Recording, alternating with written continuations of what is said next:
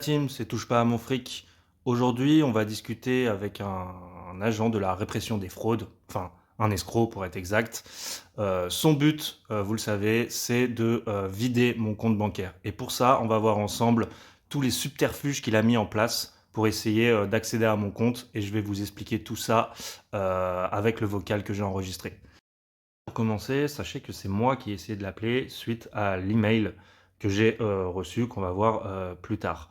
Petit détail important, c'est que moi j'ai appelé avant 18h, comme vous pouvez le voir sur la capture d'écran. Et cette personne-là a essayé de me rappeler du coup après 18h. Pourquoi après 18h? Il y a une raison qui est vraiment logique, c'est que les banques sont fermées. Donc du coup, j'aurai personne vers qui me tourner suite à son appel, si jamais je vais jusqu'au bout. Donc voilà, c'est une info importante. Ça rappelle souvent après 18h parce que les banques sont fermées. Mais ça peut également appeler dans la journée. Mais voilà, généralement, ils font ça quand les banques sont fermées. Voilà, c'était important de vous le signaler. Bonjour, actuellement, vous êtes en communication avec le service de répression des fraudes. Votre demande sera prise en charge par un conseiller dans un court laps de temps. Veuillez noter que cet appel pourrait être enregistré dans le but d'améliorer la qualité de nos services. Merci de patienter.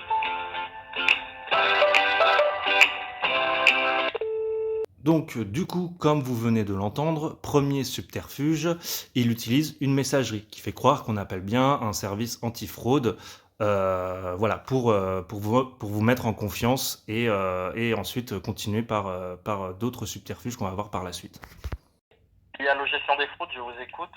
Oui, bonjour, excusez-moi, vous avez essayé de m'appeler? Oui, monsieur, certainement parce que vous avez essayé de nous contacter, monsieur. Oui, enfin, je sais pas, oui, je suis un peu abasourdi depuis tout à l'heure, mais je comprends pas trop ce qui se passe. D'accord, qu'est-ce qu'il y a, monsieur? Vous pouvez m'expliquer la situation? Bah, en fait, j'ai appelé le numéro parce que j'ai reçu un message qui me disait qu'il y avait un virement en cours, si j'ai bien compris, mais moi je suis pas à l'origine de ça. J'ai répondu à l'email, mais ça marche pas. Je comprends pas trop ce qui se passe. D'accord, vous pouvez me lire cet email? Oui, paiement enregistré avec succès. Nous vous informons que votre prélèvement a été enregistré et accepté. Le premier prélèvement associé à cette opération interviendra dans un délai de 3 jours à compter de la réception de ce courriel.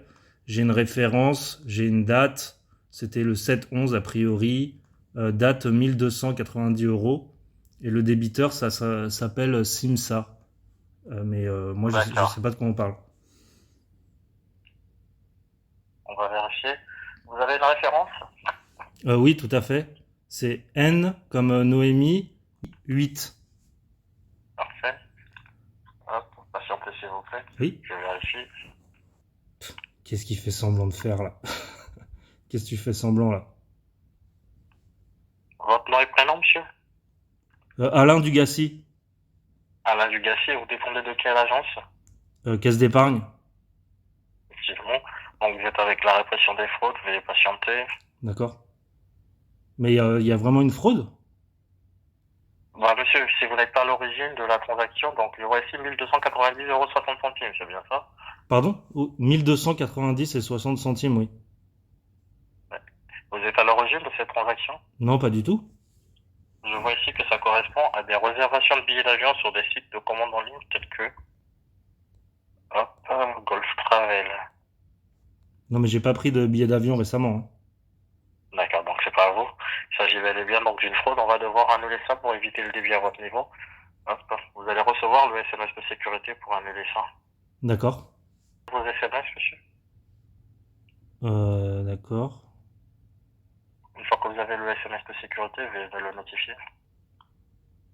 Ah, Regardez bien sur le portable. Oui, ça y est, je viens d'avoir le SMS. Là, c'est très très important. En fait, ce qu'il faut savoir, c'est que tout à l'heure, il m'a demandé le nom de ma banque. Pourquoi? C'est justement pour personnaliser le SMS qu'il va m'envoyer. C'est-à-dire que là, par exemple, on parle de caisse d'épargne, mais si j'avais dit que j'étais à la BNP ou LCL, en fait, on aurait LCL support ou BNP support.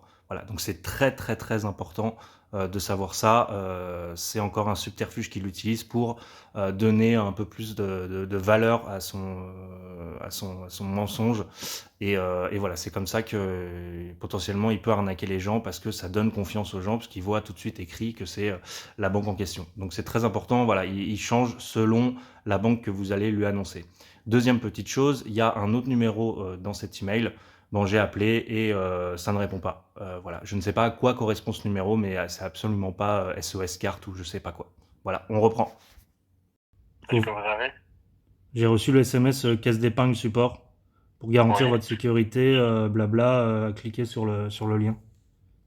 Donc vous suivez le lien de sécurité pour faire la demande. Alors vous y êtes? Ça met un peu de temps. D'accord. Ok, je suis sur le site.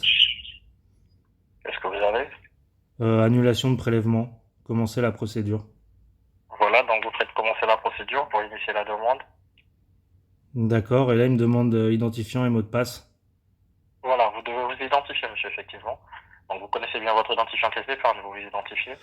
Faut que je l'ai pas sous la main là, je le connais pas par cœur. C'est simple pour l'avoir. Pour l'avoir, vous pouvez aller dans l'application caisse d'épargne, je vais vous orienter où l'avoir. Application caisse d'épargne, Oui. Un instant. application Banxo. Oui. Là vous y êtes. Non, pas encore. Putain, il est pressé, il m'énerve. Putain, je vais l'envoyer chier direct. Bon, alors là, pour faire court, le site web est très très simple, hein, il est même pas personnalisé, bon bref, il a même pas fait d'effort. En gros, le but de cette page, c'est simplement de récupérer votre identifiant de connexion à votre compte, plus votre mot de passe. Ce qui va se passer à ce moment-là, si vous cliquez sur OK, en fait, lui, de son côté, va recevoir du coup vos identifiants, votre identifiant et votre mot de passe, et il va lancer une connexion sur le site de la banque. Et à ce moment-là, du coup, par sécurité, la banque envoie un SMS normalement sur votre numéro de téléphone et vous devrez confirmer que vous êtes bien à l'origine de cette connexion. Donc je suppose que si je lui avais donné mes identifiants, en fait, il m'aurait dit de valider par SMS de mettre oui, que c'est bien moi qui fais la connexion. Et à partir de ce moment-là, lui aura accès à votre compte bancaire. Voilà, c'est aussi simple que ça. Je vais rajouter aussi également, il y a une petite partie avec un autre bouton qui permet, je pense, de bloquer sa carte bleue. Donc à partir de ce moment-là, vous allez rentrer votre numéro de carte bleue. Lui, de son côté, va les recevoir et il va pouvoir l'utiliser. Soi-disant, il va essayer de vous convaincre que c'est pour bloquer votre carte bleue, mais en fait, c'est aussi pour récupérer votre numéro de carte bleue. Donc là, c'est encore double peine. C'est-à-dire que non seulement il va avoir accès à vos comptes, il va vous les vider, et en plus de son côté, potentiellement, il peut faire des achats. Et potentiellement, il va essayer de vous convaincre aussi de valider les achats qu'il va faire pour Noël, hein, par exemple, parce que ça arrive bientôt. Et du coup, il va se servir de votre carte bleue pour faire ses achats, et vous allez valider en rentrant votre code de confirmation. Voilà, voilà.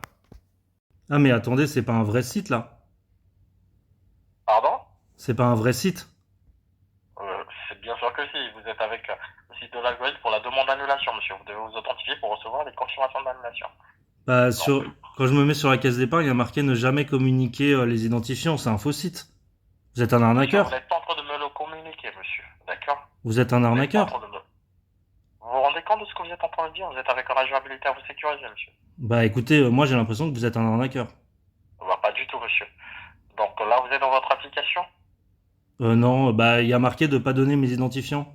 Monsieur, là, je suis en train de vous authentifier. Je ne vous ai pas demandé vos identifiants, d'accord? Vous êtes en train de le faire par vous-même. Oui, D'accord. mais je vais les mettre sur le site, et sur le site, vous allez recevoir mes identifiants, vous allez pouvoir vous connecter. Non, c'est pas ça? Bah, pas du tout, monsieur. Moi je crois que ça, si. monsieur. Moi je crois que si, monsieur. C'est libre à vous, monsieur. Si vous pensez que vous ne pouvez pas vous authentifier, je vais devoir laisser tel quel. Cependant, si vous êtes débité de ces montants, nous n'en serons aucunement responsables. Bien sûr, monsieur, ouais, espèce d'arnaqueur, va. Vas-y. D'accord. Allez, vas-y, petit con. Ouais, c'est ça, ouais. C'est ça. Voilà, bah du coup, ça sera tout pour moi pour aujourd'hui. J'espère que ça vous a aidé, que ça vous donne quelques conseils de votre côté. Voilà, sachez que tout ce qui est fait, hein, faut pas être un génie, c'est très simple à mettre en place. Moi, de mon côté, j'ai récupéré un numéro de téléphone portable et son site web, et sachez que je vais faire ce qu'il faut de mon côté. Voilà, je peux pas en dire plus, mais voilà, je suis sur le coup. Je vous remercie de m'avoir écouté, abonnez-vous, likez si vous avez aimé, si je vais essayer de faire d'autres vidéos à venir sur d'autres sujets d'arnaque. Voilà, À bientôt la team. Ciao.